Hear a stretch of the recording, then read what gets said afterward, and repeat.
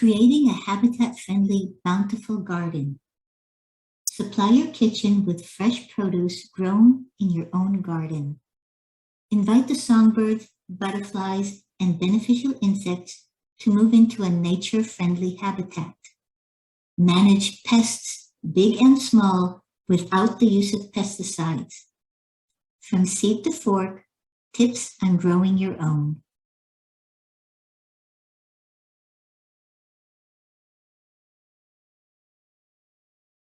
The wildlife habitat with its bird boxes, bubbling water, natural leaf mulch, and a palette of nectar and pollen will attract a cast of characters. Moving water is essential to attracting wildlife. These small bowls with solar-operated bubblers are visited by birds and insects year-round.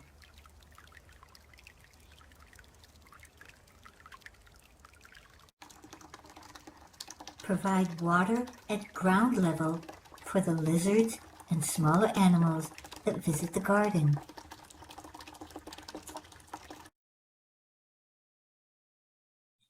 I grow all my fruit and vegetables in a garden on a quarter acre with a large house and a pool.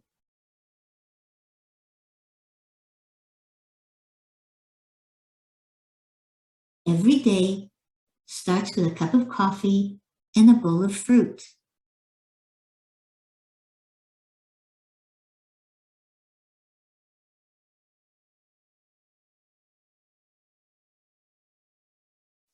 Followed by a tour of the garden. I visit each section looking for wet areas indicating an irrigation leak,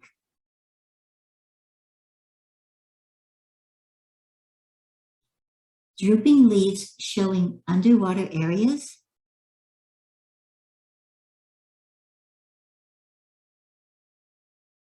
munched or curled leaves with aphids and ant colonies farming the aphids,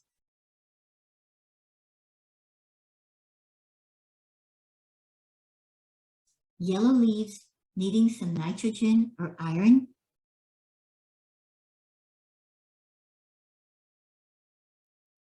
gopher activity,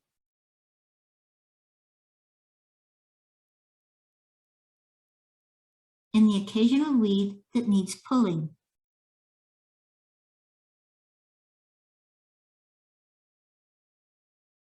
I grow a succession of annuals and perennial flowers, each with its unique nectar and pollen proteins. Insects prefer a flat place to land and pollen that is easily accessible. Calendulas are first to bloom at the tail end of winter. They attract pollinators and beneficial insects to the garden. Here are some of the flowers that are perennials or will self-seed, returning annually.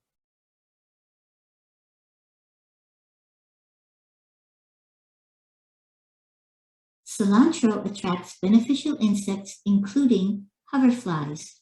The adult hoverfly lays its eggs on leaves near aphid colonies. In their larval stage, they prey on aphids. Be sure to remove cilantro flowers before they drop too many seeds, or harvest the seeds to use as coriander spice.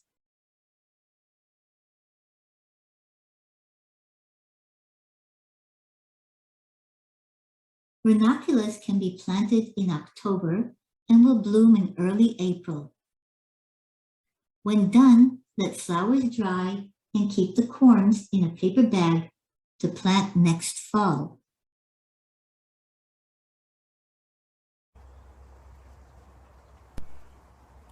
The honeybees are attracted to the poppies and bathe in its pollen. The seed pod will set holes at the top and the seeds will pour out like a salt shaker. Collect the seeds and store in a dry paper bag. Spread thinly from December through February, right before a rain.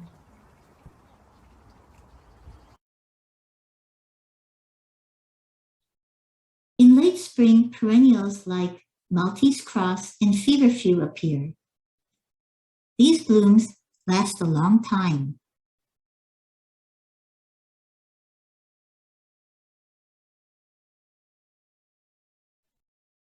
Tropical milkweed comes in yellow and orange. New studies suggest that monarchs are overwintering in the Bay Area, and it is best to cut the milkweed down in early summer when the butterflies are in their northern home, so it is available for the caterpillars in the winter.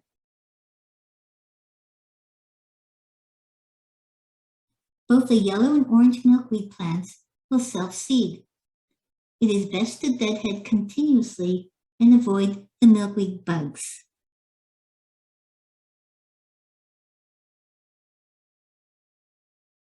A favorite of insects, lavender, has a long bloom season. Each variety has its own bloom window. When done, cut back to green leaves to avoid a woody appearance. The spent blooms can be arranged in a vase and will bring the lavender scent indoors.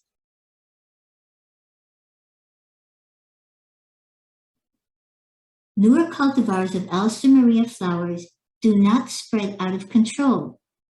To encourage continued flowers, yank faded blooms at the stem.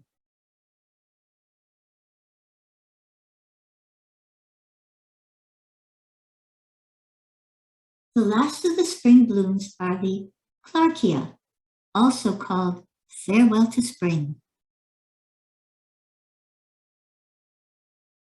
If left to drop seed, they will return next year, or let flowers set seed, then pour into a bag to store for next year. When winter rains arrive, spread seeds just before a rain.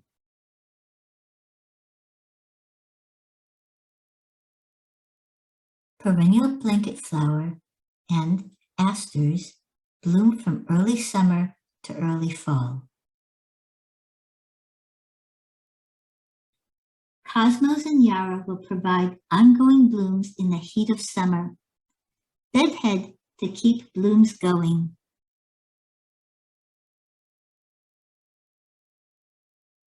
Deadhead zinnias to prolong the flowering season.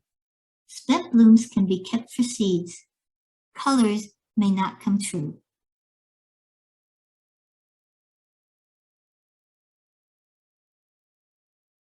Rudbeckia and Scabiosa flowers are perennials that will bloom from late summer into late fall, prolonging the season with color and pollen.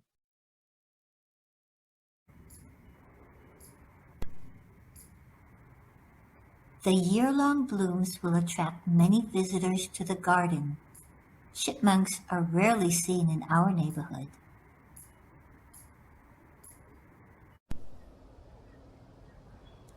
Songbirds like wrens, chickadees, and towhees will select their nesting sites and often return yearly.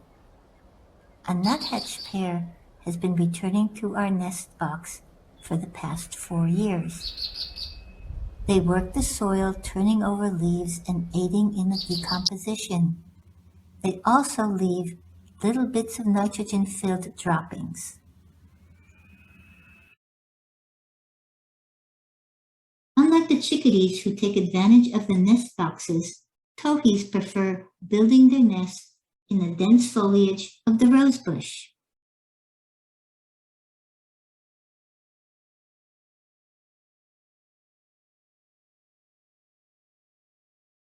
A suet feeder hanging in front of our dining room window shows the scrub jay is a regular visitor.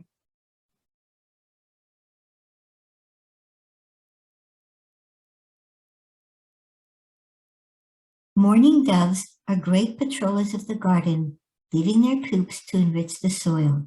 They nest by piling sticks near the eaves.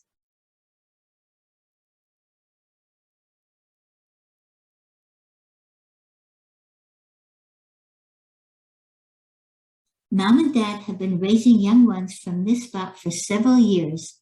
This young one is getting the time to leave the nest talk. It's a little bit stressful for Junior.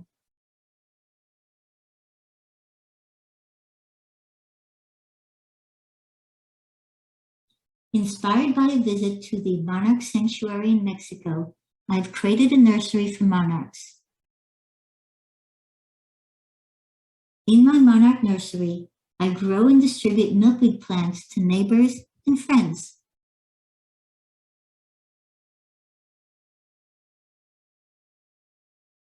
The monarchs visit in early spring, then return in late summer, and stay through the end of fall.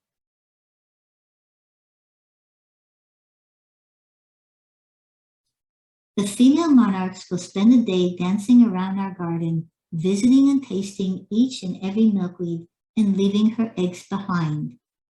The males come around looking for love.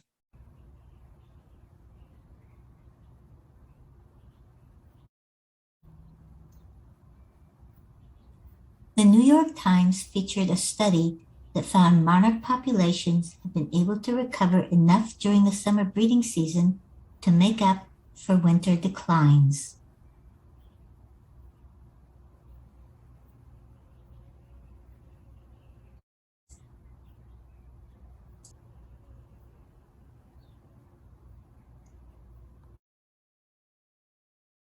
The monarch caterpillar will work its way up and down the plant, consuming the leaves.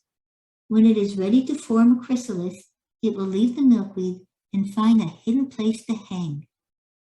When they emerge as a butterfly, they loop the garden, then head towards the Santa Cruz Mountains.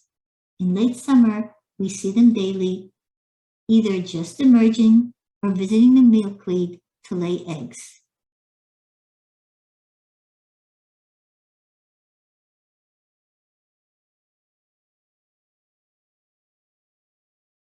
In addition to the honeybees, we have numerous native bees and bumblebees living in our garden. The garden is abuzz with flying insects, all doing their bit.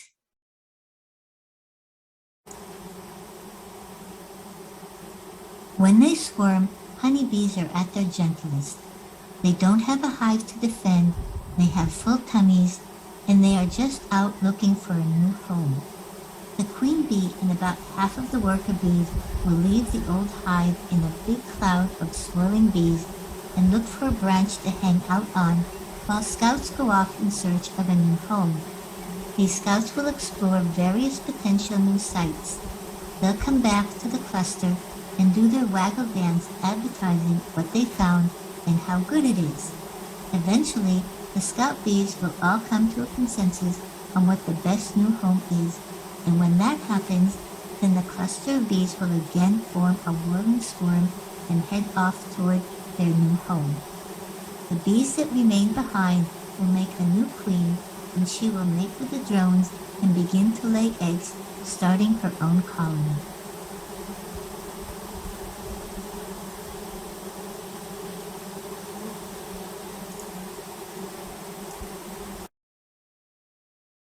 Dragonflies are extremely agile and catch their prey mid-air.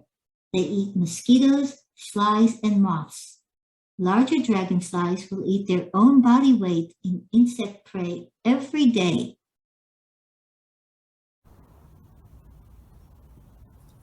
Praying mantis can clean your garden of bad insects, but they can also devour good ones too.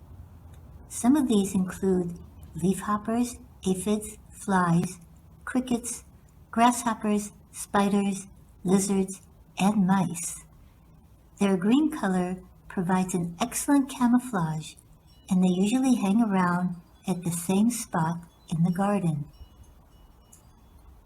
The shy lizards are ever present in our garden, scurrying into the shady cover of the undergrowth.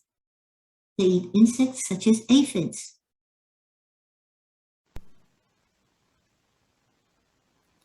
Spiders eat insects like aphids, wasps, beetles, mosquitoes, and flies. They also provide the sticky stuff hummingbirds use for their nests.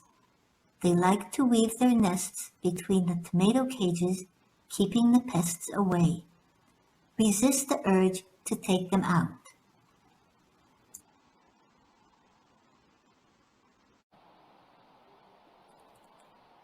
Skunks are nocturnal and stay within a 2-mile area near where they were born. Skunks eat insects, moles, grubs, beetles, and small rodents, helping keep the mice population in check.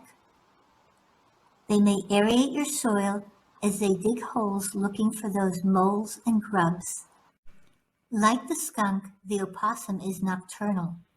Opossums eat snails, slugs, insects, and sometimes even small rodents, and can clean up fruit that has fallen off trees.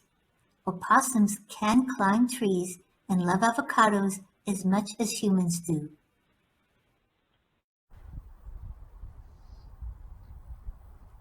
The western tiger swallowtail visits the garden to feast on the flowers.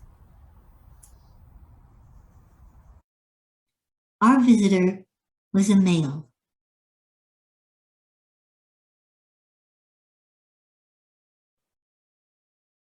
The Anna swallowtail lays its eggs on fennel, and the caterpillars munch away at the fennel leaves.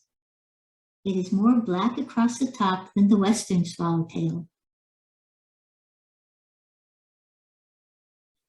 During the 2-year construction project across the street, all the gophers moved into my yard. I learned that a gopher visits its entire tunnel every 24 hours. So if you set a trap and there is no action, you may want to move it. The entry hole is always off the main tunnel, and the trap needs to be set in both directions in the main tunnel. Some traps work better than others. Be very careful handling the traps. Raised beds can be protected with a sheet of hardware cloth. Grow bags can be placed on top of hardware cloth to prevent the gopher from chewing through. In my garden, gophers have eaten brassicas, tomatoes, potatoes, eggplants, garlic, onion, and my fig tree roots. Basically, everything.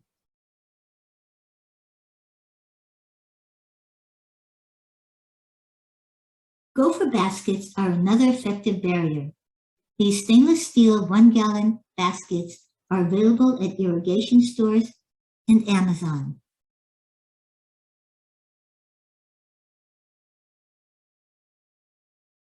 Be sure to have the basket rise well above the soil level so the gopher does not chomp at the stem and take the plant away.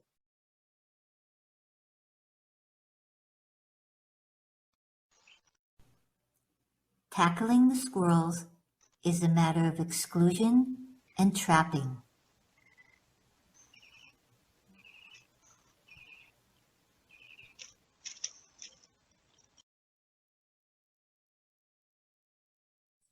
Keep squirrels out of the garden with heavy-duty deer fence. I use polypropylene mesh fencing 7 feet tall and 100 feet long with a mesh opening of 5/8 by 3/4 inch. By angling the net outward, the squirrels can't climb up the tree stake.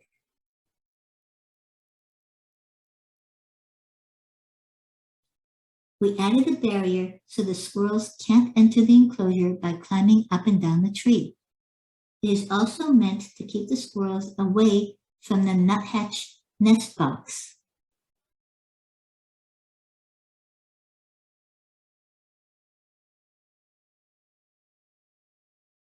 When trapping squirrels, select a runway where they are often seen.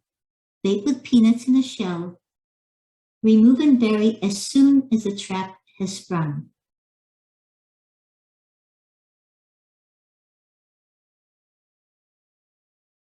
The key to a bountiful harvest is having a nutrient-rich, loose soil. A couple of weeks before planting an area, I amend the soil by burying my kitchen scraps in a shallow trench.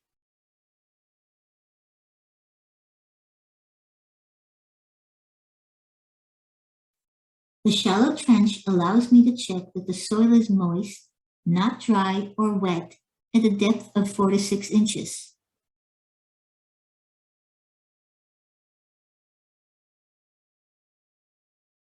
They decompose quickly, returning nutrients to the soil.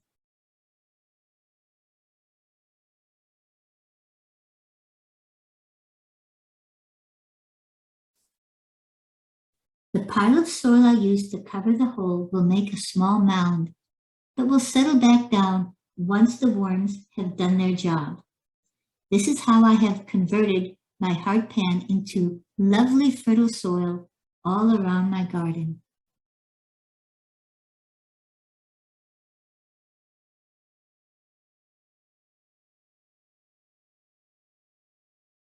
A benefit of burying my kitchen scraps is a surprise volunteers that sprout in the garden. Last year's corn has sprouted in amongst the purple broccoli. The three plants are close together and may produce a few ears of corn.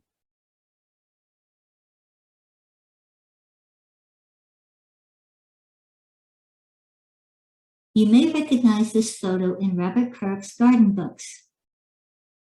I moved to growing tomatoes in raised beds to get around the verticillium wilt that had infected my soil. I recently added hardware cloth after a gopher munched the roots of my tomatoes. The bed is filled with Garrett's farm horse manure, as tomatoes will grow in compost and do not need soil. This avoids the verticillium wilt bacteria.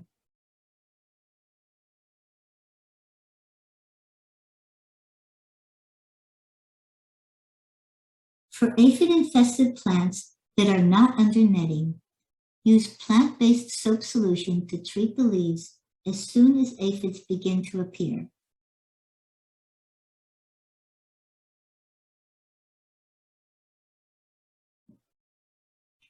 Spinach, beets, and chard are protected in a raised bed lined with hardware cloth with an electric current run by a battery to keep out the slugs and snails, and netting to keep out the leaf miner damage, shown at the bottom right. If one leaf escapes and the aphids find it, the entire bed will be completely overwhelmed with aphids, as no one will be there to hold them off. Everything needs to be pulled out, as you can never get rid of all the aphids.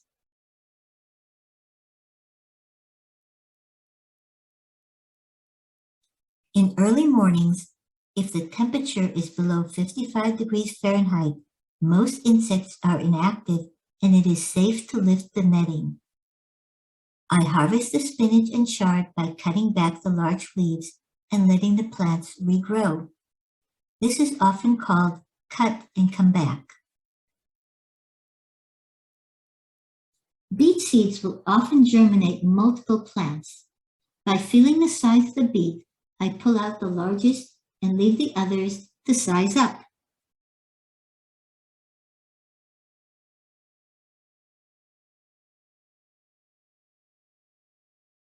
Clean from leaf miner, we enjoy the leaves, stem, and roots.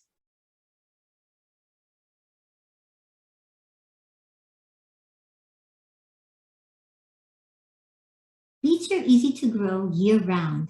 Keeping the leaf miner out makes for a happy, healthy crop.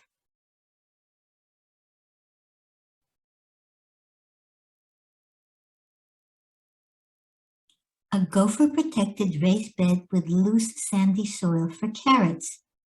Perfect for a root-bound spot under the redwood tree. Bug hotel for native insects. The borage is a favorite for the bees, but needs to be yanked out before the seeds take over the entire garden. Harvest carrots over the summer months and replant in the fall.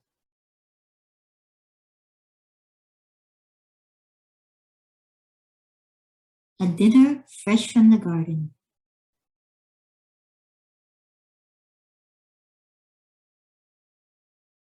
The in-ground vegetable rows have 1-gallon gopher baskets 18 inches apart for good air circulation. Repurposed redwood fence boards protect the soil structure when I walk between the rows. The perimeter is lined with insectary plants to attract beneficial insects year-round.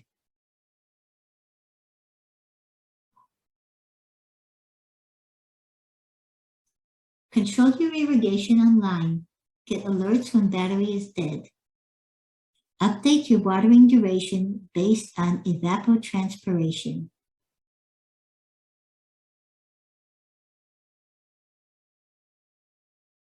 I'm a fan of daily watering.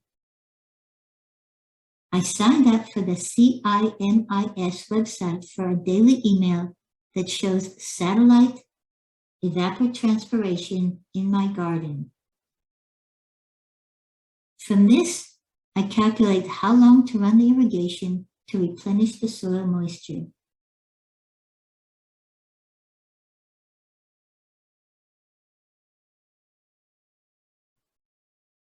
Another thing is an inline irrigation hose that won't clog. A variety of connectors make converting a lawn sprinkler system to drip simple.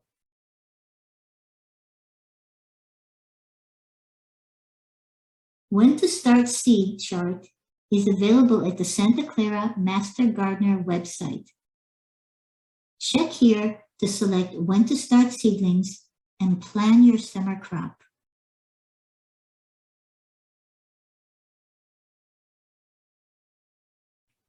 Brassicas include Brussels sprouts,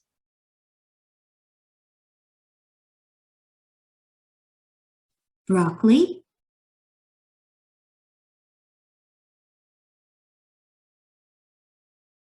kale,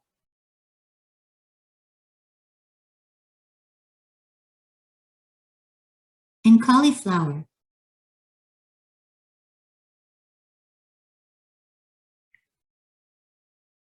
Space 18 inches apart to allow for good air circulation and add insectary plants to protect from pests.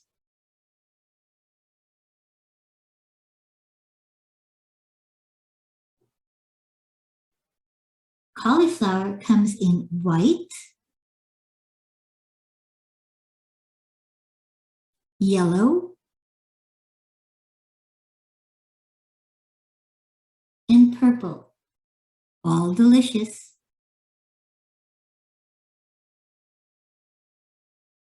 Pick before bloom begins to open into flowers.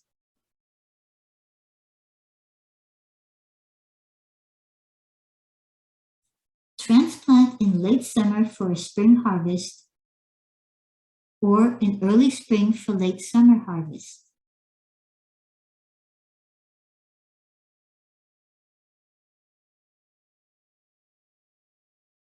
The cabbage white butterfly lays its eggs on brassicas, creating larvae that will devour the leaves of brassica plants. Protect the young plants from being eaten.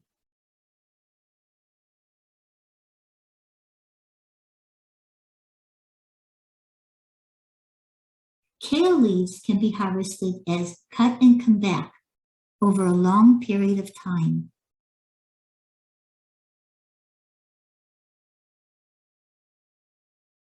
Monitor kale and cauliflower and harvest before they bolt.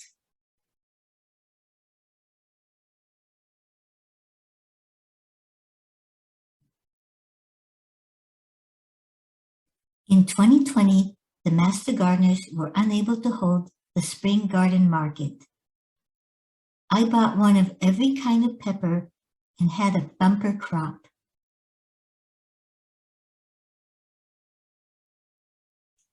I have taken a pause from growing peppers, but this one volunteered in my gardenia pot. Saved seeds will vary in degree of heat. Eggplant seeds require heat to germinate and are ready to transplant in 8 weeks. I buy my plants from the 4-H Club.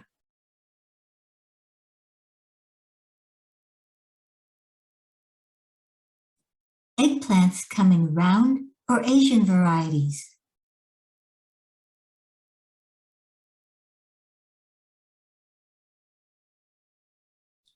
Eggplants are a favorite of Gophers. Be sure to have the Gopher basket extend above the soil.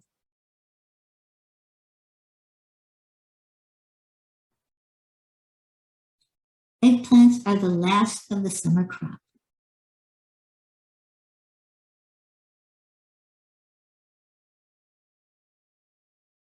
Tree stakes should be removed after 2 to 3 years as they are no longer needed. Repurpose the tree stakes for a pea structure for peas to climb. Pick often to encourage continued flowering and new crop.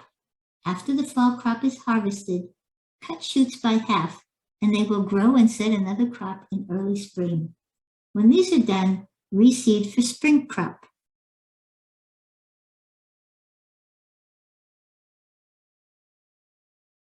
The snow pea pods are edible, delicious cooked or raw. Purple pods are fun, but the pods are not edible. The peas inside are delicious.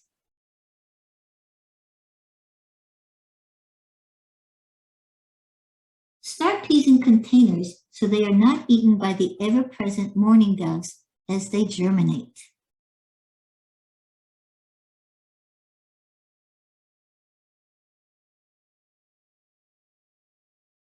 After transplanting, plants often droop when exposed to sun. Transfer plants in cooler hours at the end of the day or in the very early morning and provide a hat to shade them for 3 to 4 days.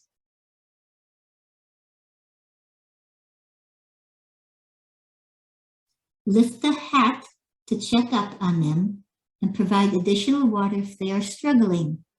Remove the hat when they have perked up.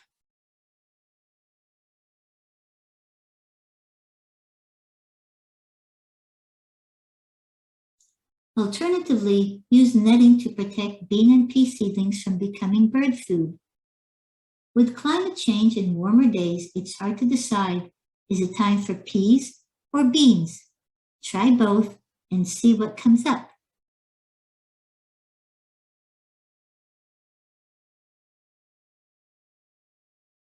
Too warm for peas, time for beans.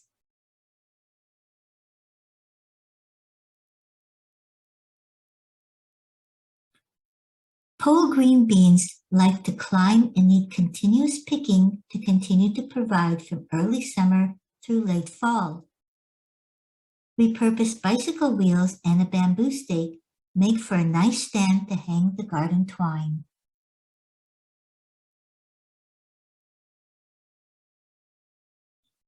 Red yarn holds up great and prevents the accidental clipping during harvest.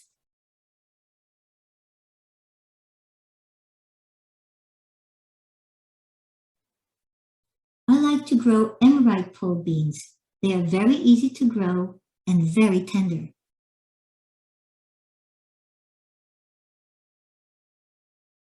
At the end of the season, I set aside some seeds for next year. Store in a paper envelope to keep dry.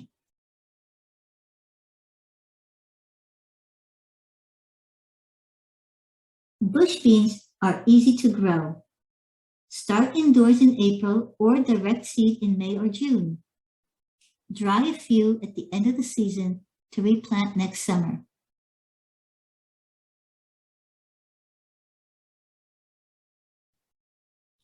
Grow bags are great for limited garden spaces.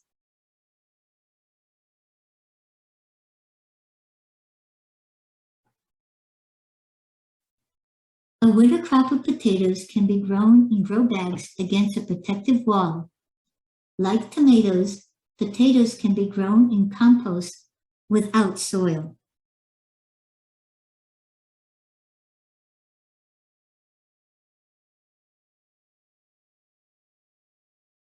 What you can grow in an Amazon 20-inch grow bag.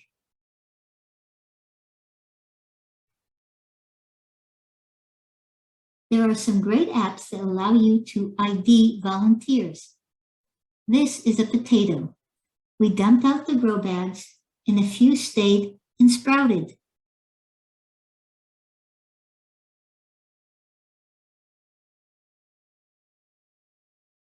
Shallots and onions are seeded in the fall for a midsummer harvest.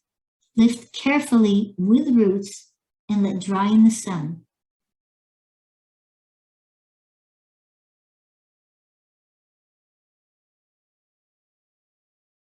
Store in a cardboard box.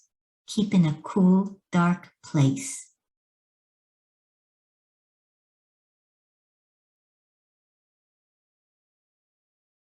There are many cultivars of garlic, from the strong brown turkey to the mild elephant garlic.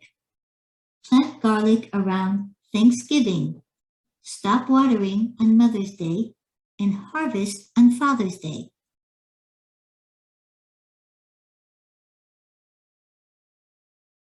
Set to fully dry in the sun. Store with roots in paper bag or cardboard box in a cold, dark place. Save a few for planting the following fall.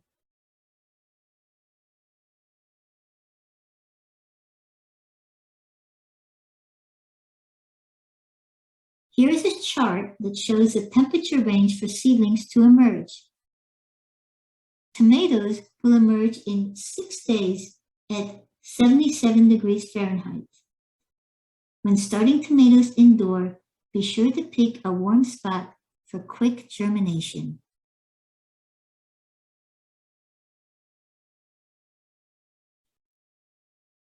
Tomatoes require 6 weeks from seed to transplant and should go out into the garden in May, possibly in April, though there is still a risk of frost. Start seeds in March. Clean containers and punch holes for drainage. If reusing, rinse with water and 30% bleach. Ensure there's plenty of holes for water uptake and good drainage.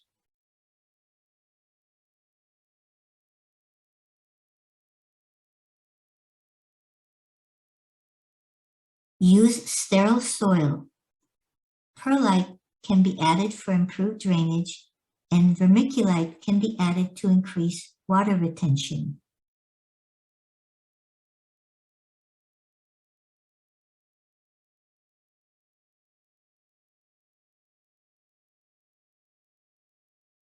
Place seeds on top of soil or a 1/4 inch down and lightly cover and press so they make contact with soil. Water from below by placing in a tray for the water to wick up. Leave in water bath for up to 30 minutes. Allow soil to drain and oxygen to reach the roots before watering again.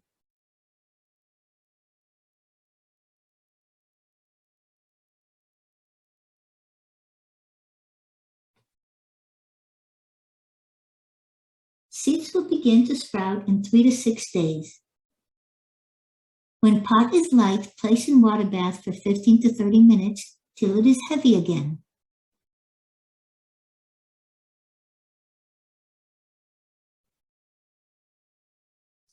Avoid damping off by always watering from below and never letting the topsoil get damp for bacteria to grow. Up pot when true leaves emerge.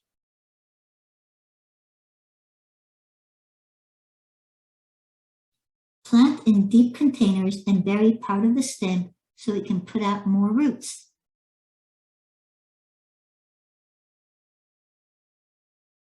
Bring indoors at night to avoid a freeze.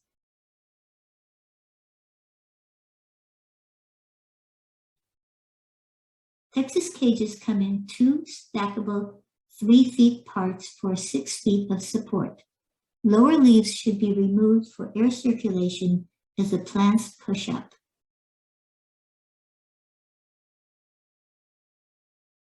Self-pollination can occur with wind or if you shake the flowers. Fruit set requires night temperatures to be above 55 degrees Fahrenheit for 2 nights in a row. When days hit 85 degrees Fahrenheit to 90 degrees Fahrenheit and nights hover above 75 degrees Fahrenheit, tomato flowers often fail to pollinate, then drop.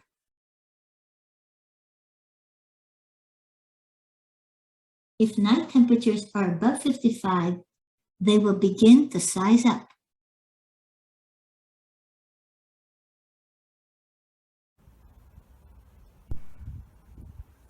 Providing water with movement will deter the birds from pecking the tomatoes. They may perch on the cages and perhaps feed on the spiders.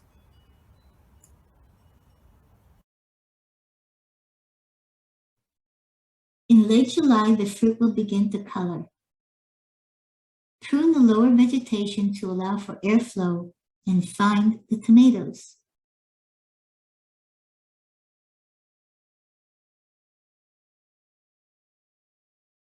I grow beefsteak tomatoes for eating fresh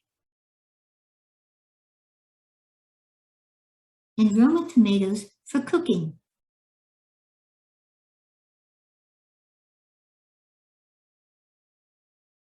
For my soup, I gather fresh basil, hot pepper, sweet pepper, Roma tomatoes, and a lemon.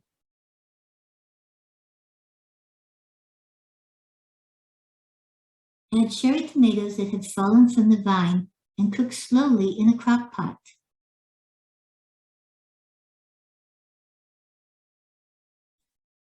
Pour into hot jars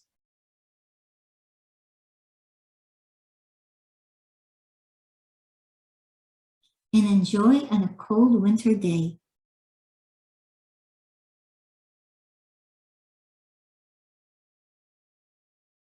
Seeds can be saved by putting the pulp and seeds in water and letting them sit for a few hours. The seeds will sink to the bottom and the pulp can be slowly poured out. Over a couple of days, add water and repeat until the water is clear and the seeds are all at the bottom.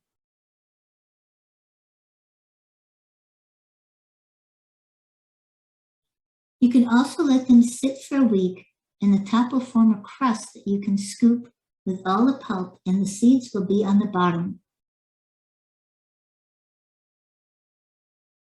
Pour the clear water out and dump the wet seeds onto a pie plate where they won't stick. It's okay if some water goes into the pan with the seeds. It will evaporate and in a few days the seeds will be dry and are ready to be stored in a paper envelope.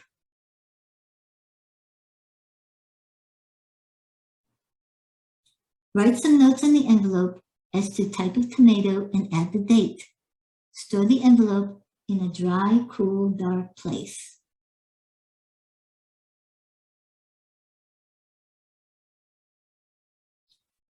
Seeds don't last forever. Shown are 12 seeds from each year. Older seeds may not germinate.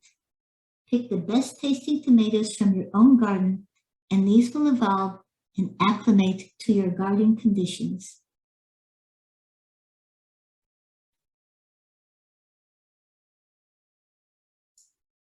Basil is a great companion plant to grow with tomatoes. Both leaves and flowers are edible.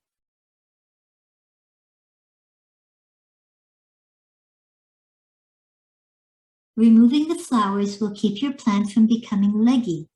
At the end of the season, collect the seeds for next year. The most abundant summer vegetable is squash. Both zucchini and squash will take 3 weeks from seedling to planting outdoor and can be transplanted as soon as true leaves begin to grow.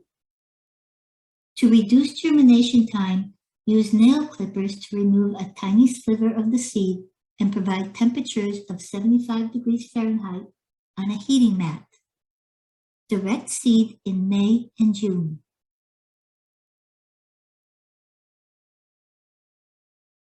Zucchini and squash are vigorous plants. Remove infected leaves of powdery mildew and control with a sulfur water spray.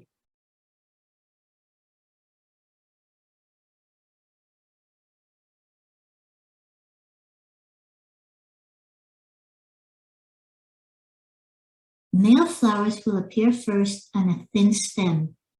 The female flowers are pollinated by insects who have visited the male flowers.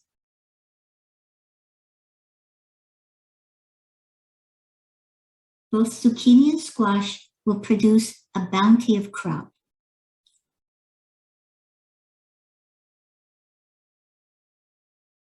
They grow and grow and will get so big that even the chickens won't eat them.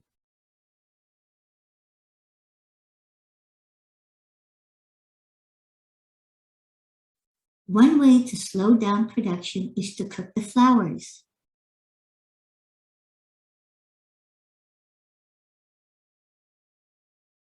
Alternatively, grow winter squash to enjoy all summer long and store for late fall and winter.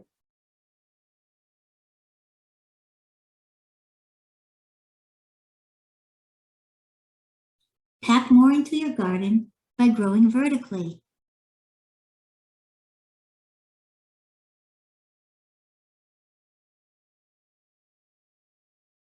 Harvest in the summertime for tenderness.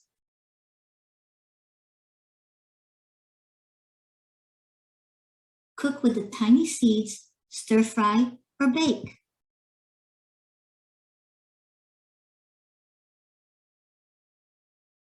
Or allow the skin to harden and save in a dry, cool place for winter.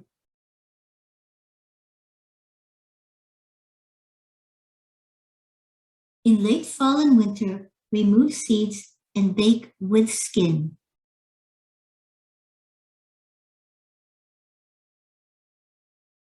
Winter squash can be baked and stored in the freezer. Thaw and reheat.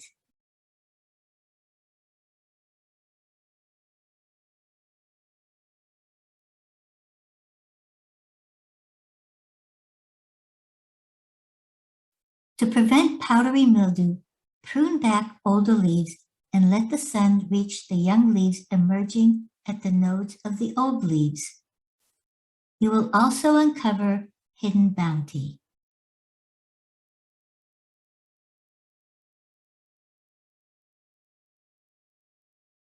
A chance seedling can turn out to be exceptional, or maybe not.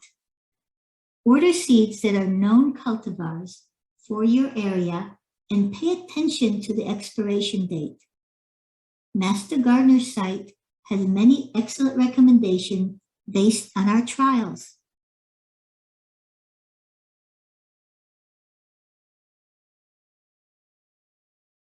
The winter squash will grow vigorously.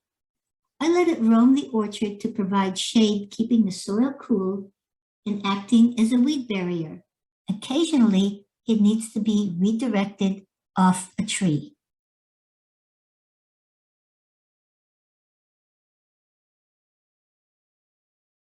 The secret of winter squash is that they taste better than summer squash when eaten young, but you must grow your own as they are not marketed when they are small and tender.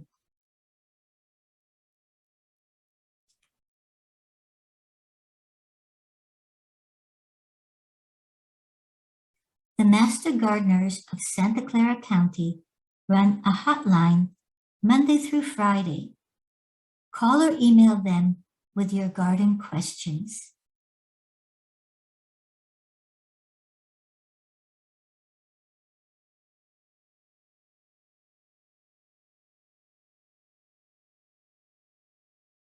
Thank you for joining me for my presentation.